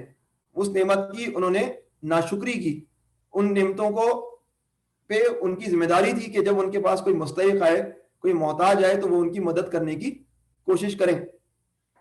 یہ تھوڑی حدیث جو بتاتے خود جو ہے بتاتی ہے کہ ہم میں سے ہر ایک اپنے ماضی کا جائزہ لے، ہم جو ہے وہ کن گھرانوں میں پیدا ہوئے ہیں۔ ہو سکتا ہے آپ میں سے کوئی جو ہے وہ بڑے لارڈ گھرانے میں پیدا ہوں، لیکن جو ہے وہ صورتحال یہ تھی کہ ہم بسوں کے اندر جو ہے وہ لٹک کر جاتے تھے، اور جو ہے وہ ہمارے پاس جو ہے کرائے کے پیسے نہیں ہوتے تھے، اور پھر اللہ نے ہمیں اتنی عزت دی کہ جو ہے وہ ہم جو ہے وہ کن مراحل سے گزر کر جو ہے وہ میرے ایک دوست ہیں وہ بولتے تھے کہ شعیب بھائی، اب چارٹرڈ اکاؤنٹنٹ ہیں، اللہ نے بڑا عزت دی انہیں، تو بولتے تھے شعیب بھائی جب آسمان پر سے جہاز گزرتا تھا تو جو ہے وہ میری پہلی خواہش ہوتی تھی کہ میں جو ہے وہ کسی طرح جہاز کا سفر کروں، یہ خواہش ہوتی تھی میری۔ اور جو ہے وہ بہرحال ان کے والد صاحب بڑے حلال کمانے والے تھے، اللہ تعالیٰ ان کی مغفرت فرمائے۔ تو پھر اللہ نے ایسا کیا کہ وہ سعودی عرب میں آ گئے، اور اللہ نے انہیں ایسی عزت دی کہ اب وہ جہاز کے سفر کرتے رہتے ہیں۔ لیکن اپنے ماضی کو بندہ یاد تو کرے کہ وہ جو ہے وہ اس کا ماضی تھا کیا۔ انسان اگر اپنے ماضی کو بھلا دے گا اور اپنے حال کو یاد ماضی کی شکل میں نہیں دیکھے گا تو اس کے اندر شکر کا جذبہ نہیں پیدا ہو پائے گا۔ قرآن حکیم میں جو ہے اس کیفیت کو ایک اور جگہ پہ بھی بیان کیا گیا، بلکہ 3 جگہوں پہ بیان کیا گیا ہے، اور یہ میرا اپنا خیال ہے قرآن کے پہلے 10 پاروں کے اندر ہی 3 لگاتار صورتوں میں یہ باتیں آئیں گی۔ پہلی کیفیت کے اندر کیا ہے؟ پہلی کیفیت جو ہے وہ یہ ہے کہ ایک گروہ ہے، اور وہ گروہ جو ہے وہ کشتی میں سوار ہے، اور کشتی سمندر میں چل رہی ہے، اور جو ہے وہ تیز قسم کا طوفان آ گیا ہے۔ اب ان لوگوں کی حالت خراب ہو گئی، کن کی؟ کشتی والوں کی، کہ اب ڈوبے۔ سب نے جو ہے اپنے خداؤں کو چھوڑا، اور ایک خدا کو سب نے پکارا ہے، یا اللہ پاک ہمیں بچا لے، یہ جو ہے وہ کشتی جو ہے کہیں پلٹ نہ جائے، کشتی کہیں ڈوب نہ جائے۔ اور پھر اللہ تعالیٰ جو ہے وہ نے جو ہے وہ معاملات کو درست کیا، اور یہ کشتی جو ہے وہ کہاں پر پہنچ گئی؟ ساحل پر پہنچ گئی۔ ساحل پر پہنچنے کے بعد صورتحال کیا بنی؟ وہ جنہوں نے جو ہے وہ ایک خدا کو پکارا تھا وہ اب اپنے اپنے بتوں کو یاد کرنے لگے۔ یہ وہی صورتحال ہے کہ ابو جہل کا جو بیٹا تھا اکرمہ، جب وہ نبی کریم صلی اللہ علیہ وسلم فرار ہو کر جب فتح مکہ ہو گئی، جب وہ ایک کشتی میں بیٹھا، اور کشتی میں جب جو ہے وہ طوفان آیا، طوفان کے سامنے آیا، اور سب نے مل کر ایک خدا کو پکارنا شروع کیا، تو اس نے کہا یہی تو بات محمد کہتے تھے کہ جب جو ہے وہ مسئلہ ہوتا ہے تو تم ایک خدا کو پکارتے ہو، اور جو ہے وہ ورنہ جو ہے جب نارمل حالات ہوتے ہیں تو اپنے بتوں کو تم یاد کر رہے ہوتے ہو۔ تو ایک تو قرآن حکیم میں ایک صورت کے اندر تو یہ والی بات آئی کہ ہم جو ہے وہ، پھر دوسری صورت میں جو ہے وہ کیا بات آئی کہ جو ہے وہ میاں بیوی ہیں، اور جو ہے وہ دونوں جو ہے وہ ملے، ملاپ ہوا، اور جو ہے وہ پھر انہوں نے پکارنا شروع کیا کہ ہمیں جو ہے صالح اولاد عنایت فرما، اور جو ہے وہ ایک خدا کو پکارا۔ لیکن جب صالح اولاد پیدا ہو گئی تو موسوم کرنے لگے اپنے بتوں کو، اور جو ہے وہ کسی اور کو کریڈٹ دینے لگے۔ پھر تیسری جو ہے وہ سورہ توبہ ہے۔ سورہ توبہ میں جو ہے وہ فرمایا گیا کہ جو ہے وہ نبی کریم صلی اللہ علیہ وسلم کے پاس ایک فرد آیا کہ اللہ کے نبی میرے لیے دعا کیجیے، روایت کے مطابق کہ جو ہے وہ آپ میرے پاس مال آئے تو پھر میں مال اللہ کی راہ میں خرچ کروں گا۔ اور جب مال اللہ بندے کے پاس آیا اور اس سے کہا گیا کہ اللہ کی راہ میں خرچ کرو، تو پھر وہ جو ہے نا وہ پیسے کو بچانے لگا۔ تو اب آپ خود غور کریں کہ صورتحال کیا ہے کہ نعمت آئی ہے، لیکن نعمت جو ہے وہ بذات خود جو ہے وہ مستقبل کے لیے اس امتحانی پرچے کے حساب سے فیلئر کی طرف بندہ جا رہا ہے، کیونکہ وہ اس نعمت کا وہ صحیح استعمال نہیں کر رہا، اور اس نعمت کے والے سے اس کے تصورات میں بگاڑ آ گیا ہے۔ نعمت حاصل کیسے ہوئی؟ وہ اب اس کو اپنے زور بازو کا نتیجہ سمجھ رہا ہے، وہ کسی کی سفارش کا نتیجہ سمجھ رہا ہے، حالانکہ اس کے بیک اینڈ پر وہ نعمت جو ہے وہ کسی اور کے نہیں بلکہ اللہ کے اذن سے اس کے پاس ملی ہے، اور وہ اس کے پاس ایک آزمائش ہے۔ اس آزمائش کے اندر اسے کامیاب ہونا ہے اس نعمت کا صحیح طریقے سے استعمال کر کے۔ یہاں پر آیت نمبر 3 ختم ہوتی ہے اور آیت نمبر 4 شروع ہوتی ہے۔ آیت نمبر 4 کے اندر جو ہے وہ اللہ تعالیٰ نے فرمایا انا اعتدنا للکافرین سلاسل واغلالا وسعیرا۔ اب جو ہے وہ میں نے آپ کے سامنے عرض کیا تھا کہ سورۃ القیامہ اور سورۃ سورۃ الانسان، ان کے اندر جو ہے وہ کیا کمپلیمنٹ کر رہی ہیں ایک دوسرے کو. سورۃ القیامہ کے اندر جو ہے وہ انذار کا پہلو نمایاں ہے، وارننگ کا پہلو نمایاں ہے، اور سورۃ الانسان کے اندر جو ہے تبشیر یعنی کہ خوشخبری دینے کا پہلو نمایاں ہے. لیکن آیت نمبر 4 واحد آیا ہے سورۃ الانسان کی جس کے اندر جو ہے باقاعدہ انذار کیا گیا ہے، سختی دکھائی گئی ہے. اس آیت کے بعد جو ہے وہ جنت کی بشارتوں کا تذکرہ ہے. لیکن یہ آیت جو آج ہم اس آیت پر ہم ختم کریں گے انشاءاللہ تعالی اس کی مطالعے پر، اس آیت کے اندر شدید قسم کا جو ہے وہ وارننگ ہے کفار کے لیے. کیا ترجمہ ہے؟ کفر کرنے والوں کو یقیناً ہم نے آتنا تیار کیے للکافرین کافرین کے لیے سلاسلہ زنجیریں و اغلالن اور طوق و سعیرہ اور بھڑکتی ہوئی آگ. آتدنا جو ہے وہ ہم جو ہے وہ استعمال کرتے ہیں یہاں پر تو ریڈیو چینل آپ سن رہے ہو، اعداد و تقدیم. اعداد جو ہے وہ تیاری کے حوالے سے آتا ہے. تو قرآن حکیم میں جو ہے وہ آیت لہم استطاعتم، اس کے اندر بھی تیاری ہے. اب تیاری رکھو کفار کے مقابلے میں، یعنی کہ ہتھیار وغیرہ تیار رکھو. آتدنا یعنی کہ تیار کرنا جو ہے وہ. اب جو ہے وہ اس کے بعد اگلی اصطلاح جو ہے کافرین ہے. کافرین کہ کس کے لیے تیار کیا گیا؟ یہ سلاسل، یہ اغلال، یہ سعیر کافرین کے لیے. کافر کہتے کس کو ہے؟ کفر کا مطلب کیا ہوتا ہے؟ کفر کا مطلب ہم جانتے ہیں کہ کافر تو ایک کسان کو بھی کہتے ہیں. کیوں؟ کیونکہ کافر کا مطلب جو ہے وہ کیا ہوتا ہے؟ چھپانے والا. کسان جو ہے وہ کیسے چھپاتا ہے؟ کسان بیج کو زمین کی ظلمتوں میں چھپاتا ہے، تو اس وجہ سے کسان کو کافر کہا جاتا ہے. لیکن یہ والا کافر کی ہم بات نہیں کر رہے، یہ ہم لغوی معنی دیکھ رہے ہیں، ڈکشنری میننگ دیکھ رہے ہیں کافر کا. تو کافر کو کافر کیوں کہتے ہیں؟ کیونکہ وہ حق کو چھپاتا ہے، اس وجہ سے وہ حق کو جھٹلاتا ہے، حق کو چھپاتا ہے، تو اس وجہ سے وہ کافر ہے. آج کے دور میں جو ہے وہ کیونکہ ایک گلوبلائزیشن کا دور ہے، تو شدید نوعیت کا پریشر ہے مسلمانوں پر کہ آپ جو ہے وہ ہمیں کافر نہ کہیں. کافر کہتے ہیں کہ آپ ہمیں کافر نہ کہیں، آپ ہمیں نان مسلم کہہ لیں. اور جو ہے وہ مسلمان جو اقلیتی ممالک میں ہیں وہاں پر وہ غیر معمولی نوعیت کا پریشر برداشت کریں، جس کی بنیاد پر بعض دفعہ کہتے ہیں کہ بہتر یہ کہ نان مسلم سے پکار لیں، آپ کرسچن کہہ کر پکار لیں، جیوز کہہ کر پکار لیں، لیکن کافر نہ کہیں. تو یہ بات جو ہے وہ ایک فنومنا چل رہا ہے.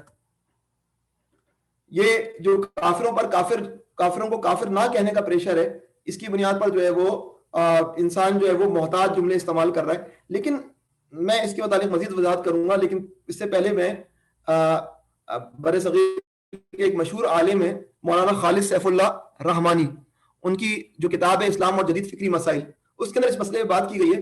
تو انہوں نے ایک طویل مضمون ہے، اس کا میں نے 2 پیراگراف آپ کے سامنے رکھے نا. کیا ایک کافر کے لیے لفظ کفر میں توہین اور تمسخر ہے؟ یعنی کہ اب سوال یہ ہے کہ جب ہم کسی کو کافر کہہ رہے ہوتے ہیں تو بہرحال ہم تو کسی کو حقیر جان کر ہی کہہ رہے ہوتے ہیں کافر ہے، لیکن جو بنیادی یہ الفاظ ہیں ان کے پیچھے بیک اینڈ پہ کیا بات کام کر لی ہے. تو مولانا لکھتے ہیں خالد سیف اللہ رحمانی صاحب، پھر غور کیجئے قرآن میں زیادہ تر اہل مکہ کو کافر کے لفظ سے مخاطب کیا گیا ہے. ایسا ہی نا، قل یا ایھا الکافرون. اگر اس تعبیر میں توہین اور تمسخر مقصود ہوتا تو عرب جو اس زبان کے رمز آشنا تھے اور ذوق ادب کے حامل تھے وہ اس پر معترض ہوتے. ابھی سورۃ الحجرات میں آپ کہہ رہے ہیں کہ جب ہم سورۃ الحجرات اگلے ہفتے پڑھیں گے انشاءاللہ تعالیٰ، وہاں کہہ رہے ہیں برے ناموں سے نہیں پکارو. تو یہ تو دعوتی اسٹریٹجی کے خلاف ہے کہ کافروں کو کافر کہا جائے. اگر کافر ایک ایسا لفظ ہے جو توہین آمیز ہے اور کسی کا تمسخر اڑانے کے لیے، لیکن جو عرب ہیں جو اس لینگویج کو جاننے والے انہوں نے کبھی اس پہ اعتراض نہیں کیا.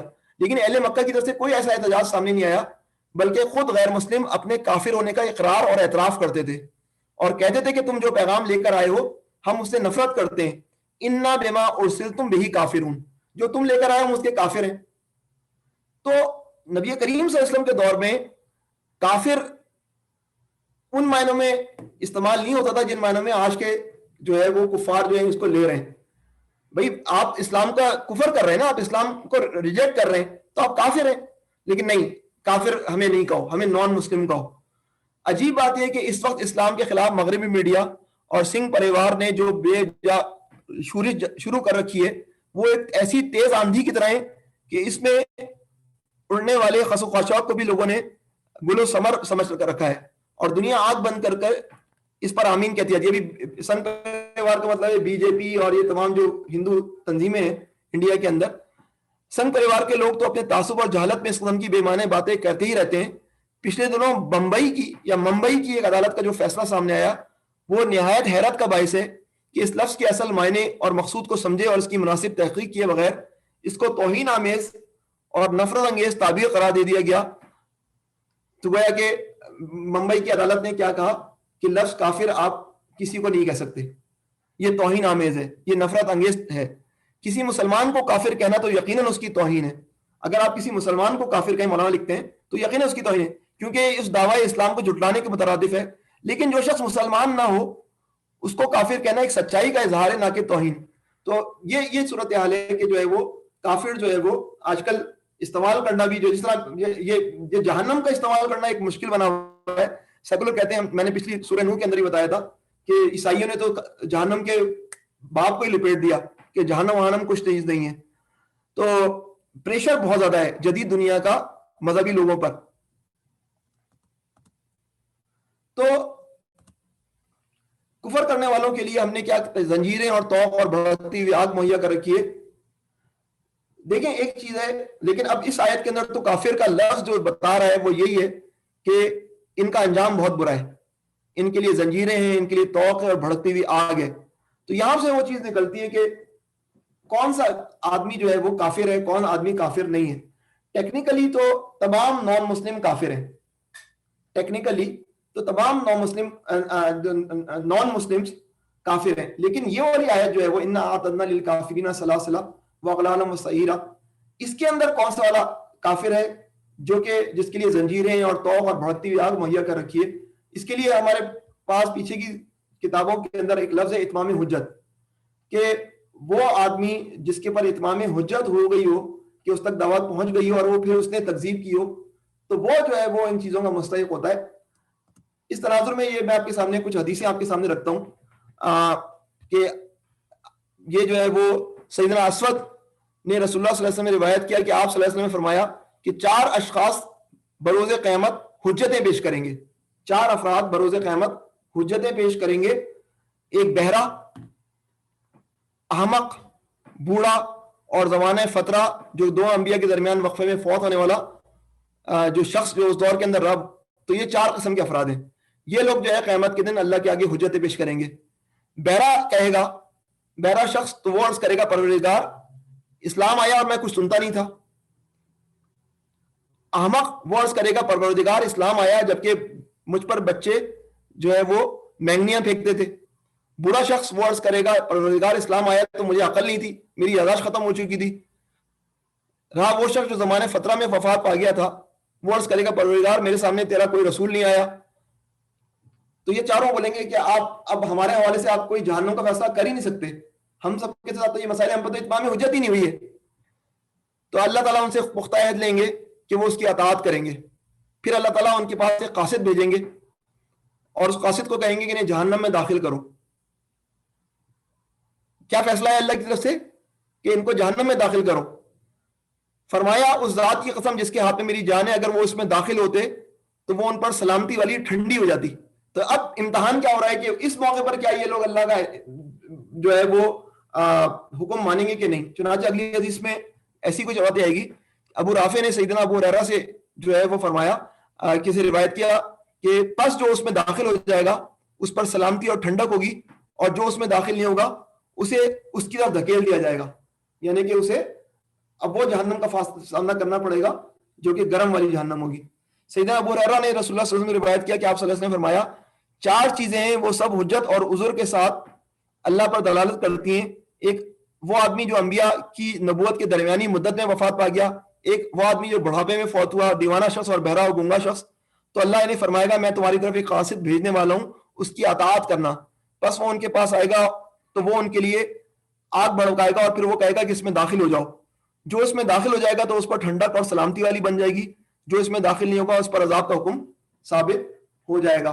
تو جو ہے وہ آج کے دور کے اندر ہم کافروں کی جو ہے وہ ہم یہ سب کافر ہیں, لیکن وہ کافر جن کو جو ہے وہ اللہ تعالیٰ زنجیریں اور توق اور بھڑکتی ہوئی آگ میں ڈالیں گے. اللہ بہتر جانتے ہیں لوگوں کے احوال کو نا. ابھی جو ہے وہ صورتحال یہ ہے کہ لوگ جس اسلام سے واقف ہیں وہ انتہائی زیادہ کری شکل والا ہے. یعنی کہ مغرب جس اسلام کے متعلق آج جان رہا ہے وہ ہم پاکستانیوں یا آج کے عالم اسلام کا اسلام ہے جس کے اندر جو ہے کرپشن ہے, جس کے اندر جو ہے وہ اسلام کی بالکل غلط تصویر ہے. پھر اس پر سونے پہ سودا فاکس نیوز والا اسلام ہے جس کے اندر جو ہم میں برائی نہیں ہے وہ بھی برائی جو ہے پیدا کر دی جاتی ہے. اب ایک آدمی جو ہے وہ اس پورے پروسیس کے اندر جو ہے وہ اسلام سے دور رہتا ہے اور کافر رہتا ہے تو, اور اگر اس پہ اتمامی حجت نہیں ہوتی تو اللہ تعالیٰ پر ہم چھوڑ دیتے ہیں. اللہ تعالیٰ بہترین انصاف کرنے والے کہ ان کے ساتھ کیا کریں گے ایسے لوگوں کے ساتھ. لیکن وہ کافر جنہوں نے دعوت کو جھٹلایا, دعوت کے سامنے تکبر کیا, یہ بات طے ہے کہ ان کے لیے جو ہے وہ زنجیریں اور توق اور بھڑکتی ہوئی آگ میسر ہے. یہ کفار نبی کریم صلی اللہ علیہ وسلم کو جھٹلا رہے تھے. حضرت بلال حبشی پر ہونے والے مظالم کس طرح جو ہے وہ ان کو جو ہے وہ تپتی ہوئی ریت پہ ڈرایا جاتا تھا, بھاری پتھر ان پر رکھ دیا جاتا تھا, بے بس تھے نا. لیکن اب جو ہے وہ ان ظالموں کو جو ہے وہ ان چیزوں کا سامنا کرنا ہوگا جن چیزوں کا وہ رد کرتے تھے. سورۃ القیامہ کے اندر پیچھے کیا فرمایا گیا؟ فلا صدق ولا صلی, کوئی جو ہے وہ سچائی کی تصدیق نہیں کی, ولا صلی, کوئی نماز نہیں پڑھی. کرا تو کیا کرا؟ ولکن کذب وتولی, بلکہ جھٹلایا اور پلٹ گیا. ثم ذهب الى اهله يتمتع, پھر اکڑتا ہوا اپنے گھر والوں کی طرف چل پڑا. تو تین چیزیں ہیں نا, کذب جھٹلایا, وتولی پلٹ گیا. اس کا مطلب یہ ہے کہ تکبر ہے اس کے اندر. دوسری بات ثم ذهب الى اهله يتمتع, اور پھر اکڑتا ہوا اپنے گھر والوں کی طرف. ان تینوں چیزوں کے مقابلے میں کیا بات ہے؟ اب ثم ذهب الى اهله يتمتع کے مقابلے میں کیا ہے؟ سعیرہ ہے, بھڑکتی ہوئی آگ کی طرف جائے گا. یہ کذبہ تھا, بہت جھٹلا رہا تھا, اب جھٹلانے کی گنجائش نہیں ہے. اب جو ہے وہ اس کے مقابلے میں جو ہے وہ اس کے سامنے زنجیریں جن سے وہ بندھا ہوا ہوگا. متولہ بڑا تکبر دکھا رہا تھا, اب اس کے گلے میں توق ہے. اب یہ توق جو ہے وہ اس کی گردن پہلے تو تکبر میں جو ہے وہ سیدھی تھی, اب جو ہے اس توق کی وجہ سے جو ہے وہ اس کی گردن جو ہے وہ سیدھی ہوگی. فریڈم کے چکر میں کہ اسلام قبول کر لیا تو جو ہے وہ میری فریڈم چلی جائے گی, میری آزادی ختم ہو جائے گی. اب ساری فریڈم گئی, پاؤں میں بیڑیاں ہیں, گلے میں توق ہے, اور جیل خانہ کیا ہے؟ بھڑکتی ہوئی آگ ہے. اور یہ جو ہے وہ انسان کی بے بسی ہے جو کہ جو ہے وہ انسان کو پکار پکار کر کہہ رہی ہے کاش اس وقت تم کچھ اچھے عمل کر لیتے تو جو ہے وہ تمہارا یہ انجام نہیں ہوتا. یہ آخری سلائیڈ ہے تفسیر سعدی, یہ قسیم کے ایک بڑے عالم ہیں, ان کی تفسیر جو ہے وہ میں اس کے اقتباس آپ کے سامنے رکھ دوں. جس نے اللہ کے ساتھ کفر کیا, کافر کی تشریح کیا کر رہے ہیں, جس نے اللہ کے ساتھ کفر کیا, اس کے رسولوں کو جھٹلایا, اس کی نافرمانی کے ارتکاب کی جسارت کی, ہم نے اس کے لیے تیار کیے سلاسلہ, جہنم کی آگ کی زنجیریں. جیسا کہ ارشاد ہے کہ پھر اسے اس زنجیر میں جکڑ دو جس کی پیمائش 70 ہاتھ ہے. واغلالا, اور توق جس کے ذریعے سے ان کے ہاتھوں کو ان کی گردنوں کے ساتھ باندھ کر ان سے جکڑ دیا جائے گا. وسعیرہ, یعنی ہم نے ان کے لیے بھڑکتی ہوئی آگ تیار کر رکھی ہے جو ان کے جسموں کے ساتھ بھڑکے گی اور ان کے بدنوں کو جلا ڈالے گی. جیسا کہ اللہ تعالیٰ نے فرمایا کہ جب ان کی کھالیں گل جائیں گی تو ہم ان کو ان کے سوا اور کھالوں سے بدل دیں گے تاکہ وہ عذاب کا مزہ چکھتے رہیں. یہ عذاب ان کے لیے دائمی ہوگا اور وہ اس میں ہمیشہ رہیں گے. یہ جو ہے وہ انذار ہے, یہ وارننگ ہے جو چیخ چیخ کر جو ہے وہ نبی اور نبی کے بعد ان کے امتیوں کو جو ہے وہ انسانوں کو دینا ہے تاکہ انسان جو ہے وہ سیدھی راہ پر آ جائے.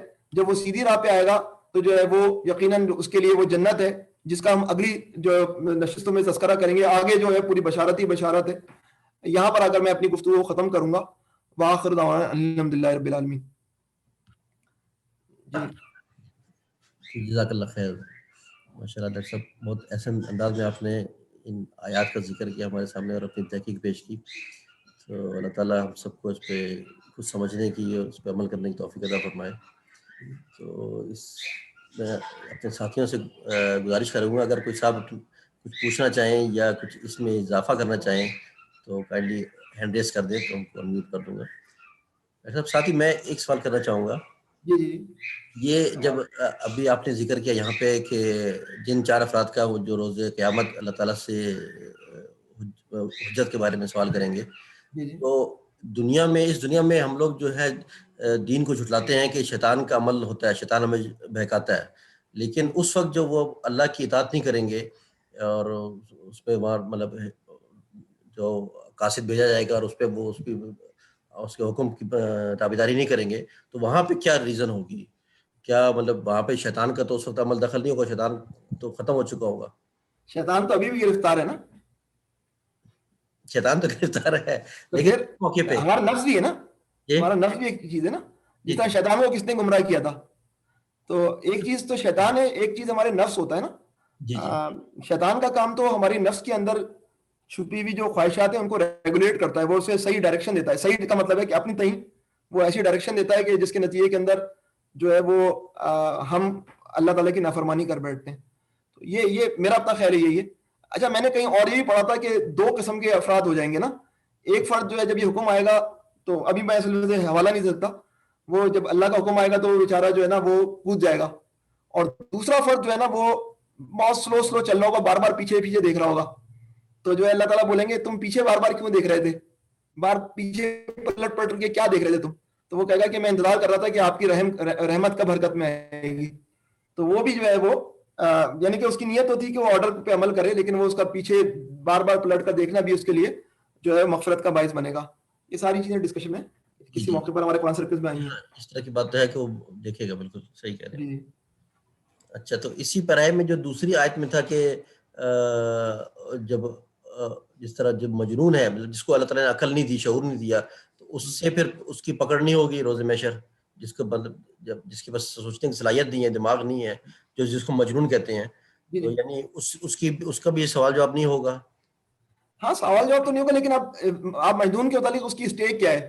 مجنون جو ہے وہ جنت میں بھی تو جا سکتے ہیں نا. اگر مجنون کے متعلق یہ ہم سوچیں کہ یہ تو تھا پاگل, تو نہ یہ جنت میں جائے نہ یہ جہنم میں جائے, تو اللہ تعالیٰ اس کو اگر وہ جنت میں اسے بھیجنا چاہیں گے تو اس کو کسی پروسیس کے تحت تو ڈالیں گے نا. شاید یہ معاملہ ہو. مجنون مکلف تو نہیں ہے نا, ہم یہ تو جانتے ہیں نا, اور وہ یہی بات کر رہا ہوگا قیامت کے دن, اور اللہ تعالیٰ اس کی بات کو ایکسیپٹ کریں گے. لیکن اس موقع پر اسے عقل دے کر یہ بات کریں گے کہ ٹھیک ہے, اگر تمہارے پاس عقل ہوتی تو تم کیا کر رہے ہوتے. تو وہ پھر اگر وہ اطاعت کرے گا تو وہ جنت میں چلے جائے گا. ٹھیک ٹھیک, جزاک اللہ خیر.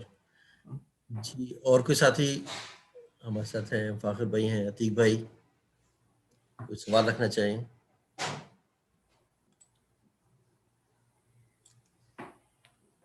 میرے خیال ڈاکٹر صاحب ٹھیک ہے, ہمارا ٹائم بھی 5:35 تک تھا.